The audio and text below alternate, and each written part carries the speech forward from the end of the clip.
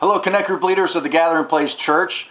Boy, I haven't done a training video in a little while. I apologize for that, but this Sunday I'm going to be doing something that I feel is critical for our nation, as well as our church family, and developing our body into biblically based, courageous, prophetic voices into our culture. And let me explain what I mean by that. In 2009, there were 2,500 lawyers who bound together to fight an unconstitutional law that was passed through Congress in 1954 by the then senator from Texas, Lyndon Johnson.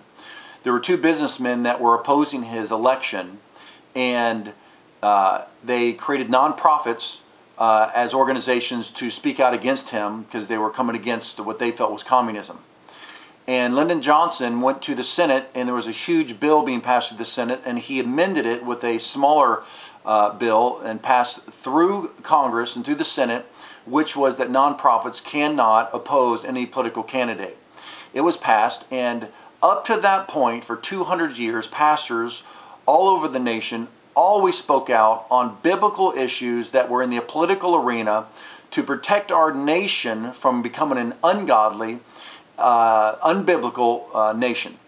And at that point, now you see, Lyndon Johnson had no idea and no intention for that to affect churches. He was trying to go after these two businessmen who he wanted to crush and to shut their mouths. What happened was the IRS then took that bill and they applied it to churches to shut the mouth of churches. It is one of the most devastating things that has happened in our nation, because when the church no longer can be the moral voice into a culture, that culture has no hope.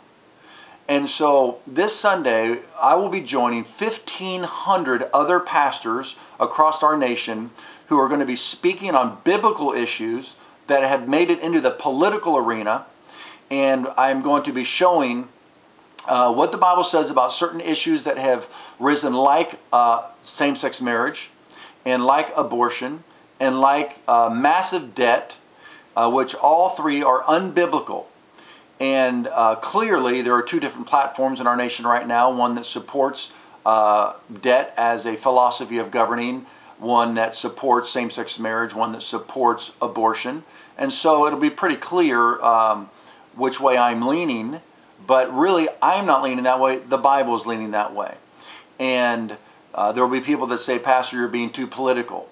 And what I would say is, I'm not being political, I am being biblical, and I will not allow the government or anyone else to intimidate me to be quiet on issues that the Bible is not quiet on.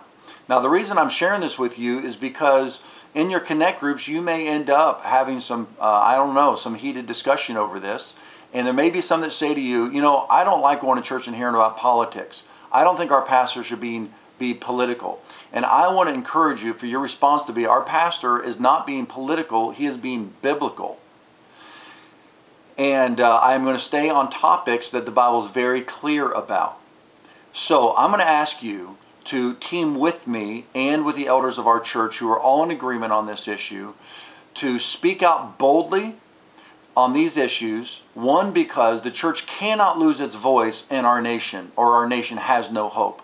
Secondly, the reality is, with this unconstitutional law that was passed in 1954, and I've attached a video that explains this more clearly to you, by one of the lawyers from the Alliance Defending Freedom organization. What's really at stake here is the freedom of speech and the freedom of religion. And that is why we must stand up like the apostles did in the book of Acts chapter 5, and said to the Sanhedrin, which was a blend of the religious and civil government leaders, they said, whether we should obey God or man, you choose. But we cannot shut up, because we know what we have seen and what we believe. And that is where we are in our nation today. So my prayer is that you support me and the eldership and leadership of this church in this initiative. Pray that you are with us. And if you have any questions or any concerns, if you'd like to process this further, you're free to call me or Mark or Shelley or Gary and talk this through, so that we can be united on this as we approach this Sunday and throughout next week. So I bless you, And I pray that you be bold and courageous and clear and biblical as we try to save the soul of our nation.